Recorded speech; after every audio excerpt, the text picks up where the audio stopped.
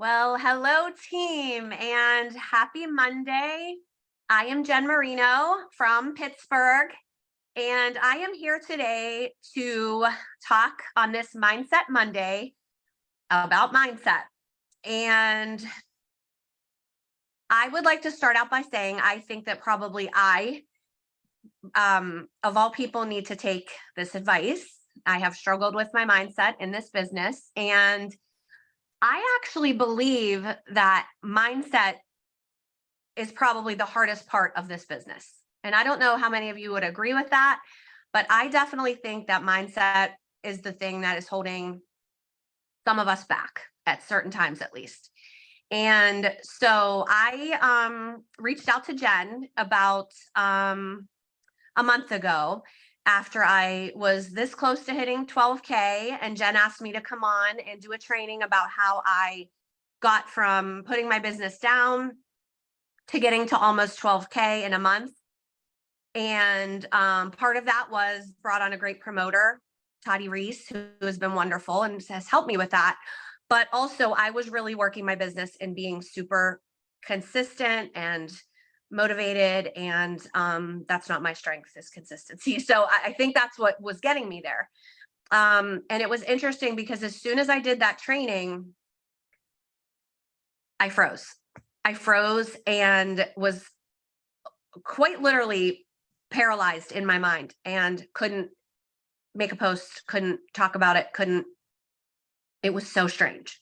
And I reached out to Jen and I apologized. I said, I don't know what's going on with me. And she said, you need to read this book. And so I did. I put it on my Audible and I've been reading it for several weeks now. And it is called The Big Leap. So if you haven't read The Big Leap, it's on the list of must reads for sure if you're in this business, because if you've ever had a mindset problem, raise your hand, guilty, then this book will help you, and it will help you understand why you're having mindset issues. And I know there's a lot of really good books out there, and I've also been reading The Consistency Pill sort of with this. So some of my ideas kind of are from both meshed together, but I'm mainly going to focus on the concept of the big leap and why this book is so great and what it taught me. So I'll just get started in a nutshell. And I have notes here just so I don't forget anything. So pardon me for looking down. But basically, The Big Leap in a nutshell is a book about self-sabotage, self-limiting behaviors. Again, very, very guilty of this myself. And apparently this self-sabotage comes from a place in your subconscious mind where you believe what you are worthy of. And anything that you do that goes above that causes you to go into a pattern of self-sabotage. So I'll dig a little bit deeper into this as I go forward, but that's basically it in a nutshell. That we have an internal temperature of sorts. Like I think of it like this, like here's my range of comfort as far as, and it doesn't just have to be with money and making money. It can be relationships, love. It can be financial. It can be just happiness in your life, just general happiness. So you have this internal temperature, right? So here we are, and everybody's is different and unique, but here's mine. So as long as I'm living in this internal temperature zone, then I'm functioning. And if I get above that line, I wanted to bring a whiteboard home from school on Friday and forgot. I've been sick all week, so I had a little Sudafed brain and forgot the whiteboard, but I wanted to kind of show you, but you can picture it. Once you get above, like me hitting that 12K almost, that was definitely out of probably my range of comfort. I didn't even realize it, but it was. And that you have a subconscious belief of what you are worthy of. And so you have this temperature. And when you get something that elevates above that temperature zone, you start to get into a cycle of self-sabotage and find ways, subconsciously sort of, to pull yourself back down to where you're comfortable. It's really pretty disturbing when you think about it, but hopefully, we can recognize it and there's a fix for it. So this is a very self-destructive cycle, by the way. So anytime you hit that upper limit of your zone of comfort, your zone of success, to what you're internally comfortable with, if as soon as you hit it, you self-sabotage and break yourself back down. So you never quite break through that ceiling, so to speak. So basically that is in a nutshell what the self-limiting or self-sabotage mindset looks like. 80% of people supposedly have this problem. So that should make us all feel better, right? And it's not just, network marketers that have this. It's not just teachers. It's not just, people that are trying to get going. This is happening to ultra successful CEOs. So in the book, the author goes and talks about himself, and he wrote this book, but he was very successful, professor at Stanford, and he gave his story. And then he also talked about people like Bill Clinton, who, rose to success and then self-sabotaged. The creator of Dell Computers, who also, he created Dell Computers. So he's hardly, at my level, but he has this problem too. And he said that he had to work with him one-on-one to break his pattern of self-sabotage. So everybody has their level, and we might all be at different places in life or different success levels, but it's a very common problem is what I'm trying to say. And that should make everybody feel better that we're not alone in this. So basically, we try to live in what he calls our zone of excellence, okay, which maybe isn't so excellent when you think about it, because it's just what we're comfortable doing. It's what we can almost do on autopilot. So for example, me as a teacher, I always say, I like teaching. I've been teaching for 27 years. I'm in definitely my zone of excellence. I am on autopilot. I could teach in my sleep. Is it bringing me huge amounts of self-fulfillment every day? Not anymore. It's a great income and a great job, and I wouldn't give it up, but it's not quite taking me to my zone of genius, which it's called. And that is really what you are ultimately suited to do in this life, what you are ultimately called to do. And I still don't know what that is yet. And that's probably part of my problem. But so as I'm teaching, I'm in my zone of excellence. Okay. I'm comfortable. I'm not stretching mentally as far as reaching out of my comfort zone to do things. I'm very comfortable around children. I'm comfortable talking to parents. I'm comfortable with my day-to-day job. Okay. So that would put me in my zone of excellence. The zone of genius is where I'm trying to get with Lavelle, with breaking out of this. So it's hard to compare because it's comparing teaching to Lavelle. But even in the Lavelle business, I'm real comfortable being a 4K. I know my people. I know what I have to reach. I'm pretty comfortable getting there. So it's breaking into that next level of what you're trying to do, which is called the zone of genius. That's the hard part. And you have to break that ceiling open in order to get there. Okay. And that's where he calls it the big leap of jumping from what you're comfortable with, okay, into jumping into your zone of genius, or what you're really trying to do and what you're destined to do. And you have to break that upper limit problem ceiling in order to do that. So here are some signs that you are having upper limit problems. So you may recognize some of these in yourself, okay? And as I was reading this book, I was putting my hand up to almost each and every one of them. But that's good. That's why we read books and try to do self-development and get better every day. So that's why we're here. Number one, worry. Okay. Worry is a significant sign that you are having an upper limit problem. You're always worried that things are going to go wrong. If you've ever heard the saying, like waiting for the shoe to drop, that kind of thing. So I was out to dinner the other night with my girlfriend and some friends, and we were asking about each other's kids and how they were doing. And both of us in the conversation, whenever we would say something great was happening, like I was talking about my daughter's boyfriend and how happy they are together and how glad I am that she found someone that treats her so well and things like that. And I found myself saying, knock on wood. And she was talking about her kids with a job that he got. Her one son got a job, and she said, knock on wood, it's working out so far. And so we started to talk about this upper limit problem at dinner, and she was fascinated. She doesn't do sales, she's a nurse, but she was fascinated because she said, I always feel like I'm knocking on wood whenever things are going well and waiting for things to get bad. So if that rings true for you, that's the story of my life. I'm constantly knocking on wood. If people say, oh, how's your mom who's in a nursing home? I'm like, she's doing really well. Knock on wood. I find wood literally to knock on because I don't want anything to happen to my mom. And I think that I'm just waiting for something bad to happen whenever things are going great. If that makes sense to you, then you're here for this training for a reason. So number one, they say to fix that problem, to notice that you are worrying. Whenever you do that, knock on wood, think about why you're doing that. You're inviting that into your mindset. You're inviting the negative in when you think that the negative is going to happen. So that's something to just at least acknowledge it and try to shift your mindset, which is easier said than done, obviously. And we should worry about things that we can control. And again, I'm preaching this as if I do it. I don't. But we should be worrying about the things that we are in control of, because then we can actually make changes. Worrying about things that we're not in control of is a waste of our energy and just invites negativity into our mind space, if that makes sense. Number two, the second sign that you are having an upper limit problem. Worry is number one. Number two, criticism and blame.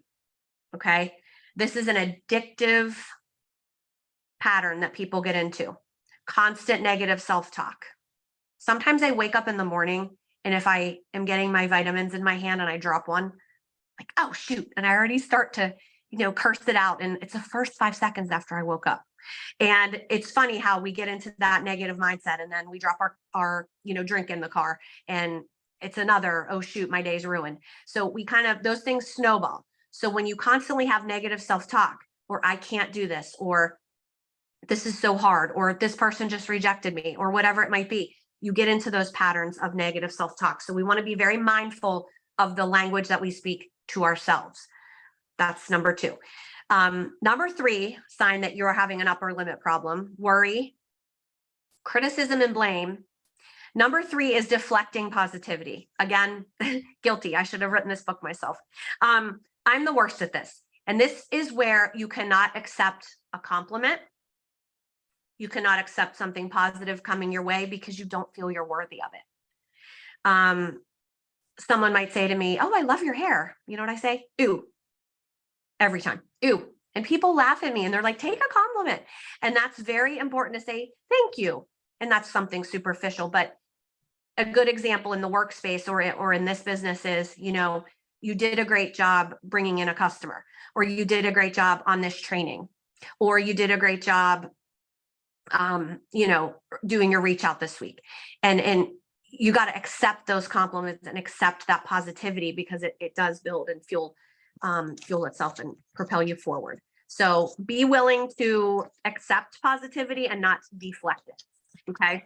Number four is drama, creating problems when they do not exist. And so if this rings true to you, then you know what it is. Creating an issue when there isn't one. Okay. Just keep going forward with the things that are happening to you that are positive. Don't look for problems to create. That's a big issue with this. 5, I can't wrap my head around as much, other than to say it's completely fascinating to me. And I do know, I'm a health teacher, the mind-body connection is real. Okay, I do know that stress can make us sick physically and things like that. But an upper limit problem, one sign of it is that you physically get sick, oh my gosh, the Zoom cut off, I think. No, tell me it didn't cut off. No, it didn't. Okay, sorry. My son FaceTimed me and I was trying to decline his call and I thought I lost you. So getting physically sick or hurt, injuring yourself because you are achieving some success. So, hey, we're achieving some success. We need to knock ourselves back down into our comfort zone. So maybe it's an illness, maybe it's an injury. It's fascinating to think about, but it definitely happens to people. So that's another one. So the 5 signs that you have an upper limit problem, I'll go over them one more time. Number 1 is worrying about things that you can't control. 2, criticism and blame, negative self-talk. Number 3, deflecting positivity. So anything positive that comes in, you find a way to deflect it because you don't feel that you're worthy. Number 4, drama, creating problems where they don't exist. And number 5, getting yourself where it turns the mind connection to the body, you get yourself physically sick or you get hurt because you are actually coming close to achieving the success that you're looking for. So what they say to do for solutions to this problem, again, easier said than done, but to get up into that zone of genius where you are really doing what you're meant to do, you have to find out what you're really, really passionate about in this world and do that. Okay. So genuinely, I'm passionate about this product. I love these products. Really, they have changed my life. So to do that and talk about that and promote this is probably a really good thing as far as me getting to my zone of genius, as far as maybe what I'm suited to do is reach out and help people to feel better. But those upper limit problems can sometimes stop us. So you want to find out what it is, number one, that you're trying to get to. Where is your zone of genius? Okay. Be aware that you have an upper limit problem. Okay. So anytime you acknowledge a problem that you have,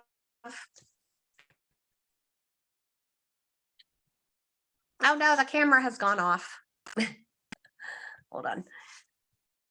Let me see. Oops. Guys, I'm so sorry. My camera went off. That's terrible. Okay, so I was in the solutions for the upper limit problem. Number one, find out what is your unique ability. What is the thing that you're driving to do? Where would you like to be in your zone of genius? What does that look like? Number two, having awareness that you have upper limit problems, that you worry about things you can't control, that you self-sabotage, that you do negative self-talk, things like that. You create problems when there aren't problems. Being aware of that is the first step in fixing the problem. So awareness, try to identify when this is happening to you. What positive thing is trying to happen that you're trying to stop? What are you trying to self-sabotage and prevent from happening? Subconsciously, of course. Obviously, I want to get to the 12K. So it doesn't make any sense that I would consciously try to sabotage myself, right? It's subconscious. It's an internal temperature of comfort that you developed when you were very young, apparently. So these are very hard things to break, but it can be done. So identifying what positive thought or what positive thing is trying to come into your life that you are pushing away. Okay. Creating a mantra, but saying daily to yourself and often throughout the day that you are worthy of these things, that you are successful, that you are a positive person, and trying to continue to talk to yourself in that way. Saying no to anything that doesn't move your needle forward. So if there's anything that comes up that you are creating that is pushing you in that opposite direction, you want to say no to that consciously. Okay. And then I would say this is where I'm going to tie into the consistency pill book. These things that you're doing that got you there, like the things that I was doing when I was almost at 12K, and then my mindset got in my way. I need to go back and just do those things consistently that I was doing when I was almost there. And even when the mindset starts to get in the way, you can work on talking yourself out of that. But congruently at the same time, you need to keep doing the things consistently that you were doing when you were progressing in the right direction, if that makes sense. So you can't just stop and work on mindset and your self-talk. You have to also consciously and outwardly keep taking those steps forward. And that's where I stopped. And that consistency pill says, if you have an issue with these things, with consistency, you need to read that book too. It's called The Consistency Pill. That doing things, even if they seem so small, just keep doing them, and that you eventually are moving in the right direction. Even if though it might be slow, even though there might be, it's not at the speed you wanted it, you're still moving in a positive direction.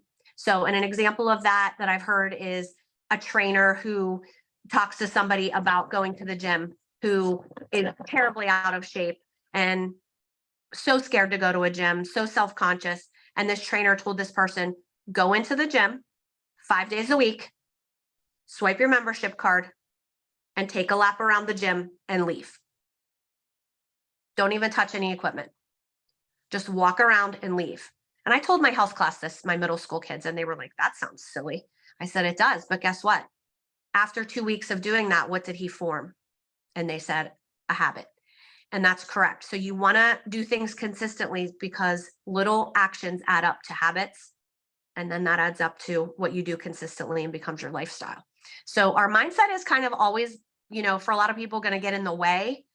But I think what's important is to work on that over here, which I've been doing. But also over here, you need to still do the steps, the small things every day that can get you where you want to go. So I hope that helped.